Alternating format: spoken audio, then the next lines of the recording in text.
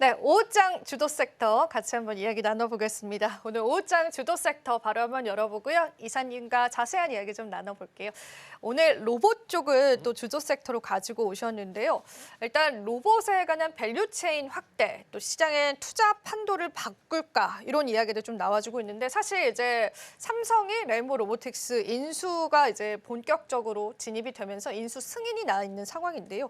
로봇 관련주들이 이에 따라서 움직일 수 있을지도 시장의 관심사가 되고 있습니다. 오늘 로봇을 뽑아주신 이유가 있을까요, 이사님? 네. 오늘 이렇게 열어달라고 안 해도 이렇게 미리 열어주시네요. 아, 이제 제가 열려고요. 네. 뺏겼네요. 욕심을 이제 부려봤습니다. 네, 열고 싶으신가요? 아니. 네. 앵커님 하신 게 더 어울립니다. 네. 일단은 이제 오늘 로봇 관련돼 가지고 또 이제 분위기가 또 좋아지고 있는데 오늘 로봇이 강한 이유는 아마 다들 잘 알고 계실 겁니다. 공정거래위원회에서 삼성전자와 레인보우 로보틱스였던 기업 합병에 대한 부분들을 승인을 하게 되면서 기업 결합에 대한 어떤 승인을 하게 되면서 이런 분위기가 좀 만들어지게 되는 것 같아요. 결국 기업이 어쨌든 합쳐지게 되면서 소프트웨어적인 부분들, 하드웨어적인 부분들이 합쳐지게 되면서 앞으로 더 로봇 산업이 좀 더 진척이 이루어지게 되고 그럼 그 진척이 되는 그런 상황들 속에서 수혜가 되는 어떤 기업들이 나올 거다라는 그런 기대감. 그러니까 주식시장에서 바라보는 관점에서는 뭐 그렇게 해석을 하시면 될 것 같아요. 그리고 앞으로 로봇은 AI만큼이나 할 수밖에 없는 영역들이죠. AI와 로봇. 이거는 같이 갈 수밖에 없다라고 생각을 하고 있습니다.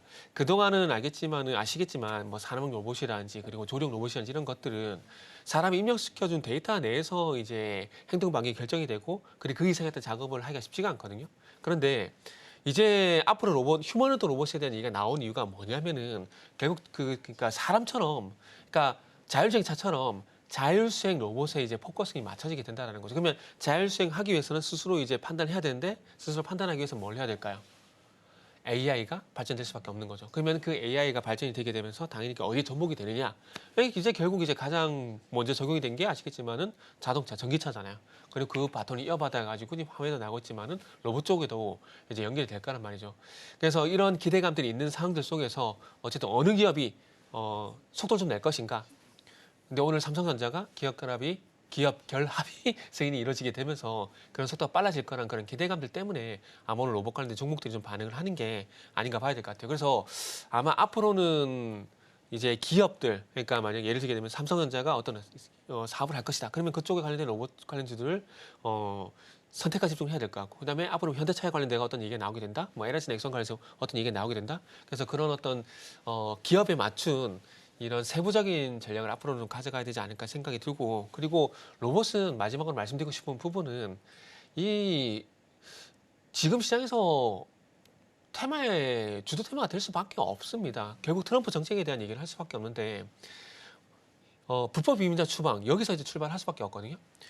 물론 불법 이민자들이 모든 미국 산업 영역에 다 산업에서 뭐 어떤 역할을 수행하고 있는 것은 아니지만 어쨌든 불법 이민자 추방을 하게 되면서 거기서 발생되었던 그 일자리 공백 이에 대한 부분도 어떻게 해결할 것이냐, 이게 좀 포커싱 이거에서 출발해야 되는데, 그러다 보니까 기업들은 구인난을 말을 할 수밖에 없거든요. 그러다 보면은 설비 내 자동화가 좀 더 빨리 진행이 될 수밖에 없다라는 거죠. 근데 설비 내 자동화는 결국 스마트 팩토리 플러스 로봇이 될 수밖에 없는 상황들이거든요.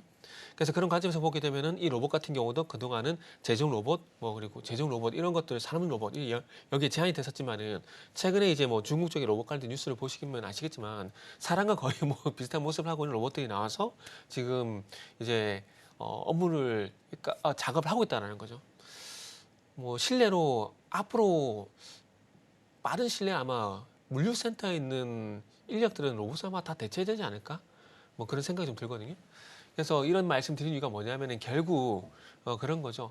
이 구인난을 해소하기 위해서 거기에 대한 로봇들에 대한 어떤 제조를 할 수밖에 없고, 거기에 주도적으로 어떤 기업들이 앞서 나가느냐 이런 것까지 연결시켜서 플러스 트럼프 정책과 연결시켜서 아마 앞으로 계속 볼 수밖에 없고, 그래서 아마 이 테마가 어느 정도 형성될지 모르겠지만 트럼프 정부가 지속이 되는 한 아마 이런 흐름들은 그 로봇에 대한 테마는 주식시장에 좀 계속해서 지속이 될 수밖에 없다. 그러니까 과거 바이든 정부를 예를 들게 되면은 그 당시에 보시면 아시겠지만은 뉴딜 정책이 어찌 보면은 이 테마의 중심에 있었잖아요. 그러다 보니까 뭐 태양광, 풍력 이런 것들이 갔던 것처럼 지금 이제 트럼프 정부 들어와서는 뭐 LNG가 됐던 화석연료가 됐던 로봇 같은 경우는 트럼프 정부에도 수혜가 될 가능성이 상당히 높기 때문에 트럼프 정부 내에서는 계속 좀 지켜봐야 될 테마군이다라는 말씀을 좀 드릴 수 있을 것 같아요.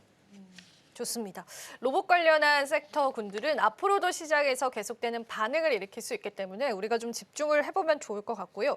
그러면 이사님, 우리가 로봇 밸류체인 중에 가장 네. 주목해봐야 할 산업들도 있을까요? 그 부분만 한번 좀 짚어보면 좋을 것 같습니다.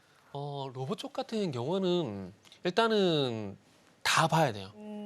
다 봐야 되는데 시장이 그때그때마다 어느 쪽에 좀 포커스를 맞추는가를 우리가 주목을 해야 되는데 지금은 다들 잘 아시다시피 뭐 휴머노 로봇에 많이 집중을 하고 있잖아요. 그러다 보니까 그 로봇에 들어가는 소형 감속기 같은 것들 거기에 주목을 할 수밖에 없는데 그러다 보니까 뭐 아시겠지만은 대표적으로 뭐가 있을까요?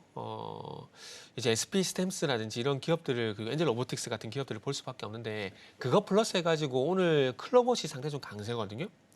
그러면은 우리가 기존에는 이제 로봇 같은 경우는 하드웨어적인 관점에서 뭐 감속기라든지 그리고 로봇에 들어가는 부품이라든지 이런 부분을 많이 봐왔었는데 이제 그런 부분을 플러스 해가지고 이제 스스로 작동을 한다라는 부분들, 이렇게 자율 수행의 어떤 관련 소프트웨어를 만드는 회사인 뭐 클럽 같은 회사들을 주목을 할 수밖에 없지 않을까라는 걸 생각을 하고 있습니다. 그러다 보니까 아무래도 클로버션이 상당히 좀 강한 것이 아닌가 생각이 들고 클로버 같은 경우 오늘 또 뉴스가 있더라고요.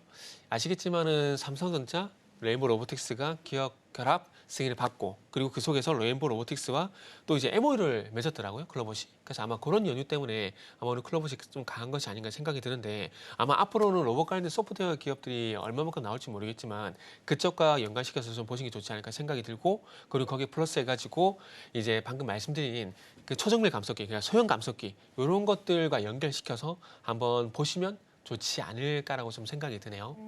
감속기 쪽 사업을 조금 우리가 자세히 로봇 밸류체인으로 살펴보면 좋을 것 같습니다. 제가 한 가지만 더 여쭤볼게요. 네네. 요즘에 로봇 배터리 이야기도 나오잖아요. 네네네. 그래서 2차 전지 쪽이랑도 계속되는 이제 로봇 밸류체인으로 바라봐도 괜찮을까? 그건 어떻게 보세요? 전 바라봐도 된다고 생각합니다. 근데 단지 이것도 서두에 전제를 좀 깔아야 되는데 네. 대형주 장세가 와야 돼요. 2차 전지는 가려면은 대형주 장세가 무조건 와야 된다고 생각을 하고 있습니다. 한번 잘 생각해 보세요. 2차 전지가 강했던 시기를 한번 잘 살펴보게 되면은 그때 당시에는 지수 대형주가 시장을 어쨌든 움직이는 장세였거든요. 네네네. 그리고 2차 전지는 이제는 테마가 아니라 누가 보더라도 대형주입니다.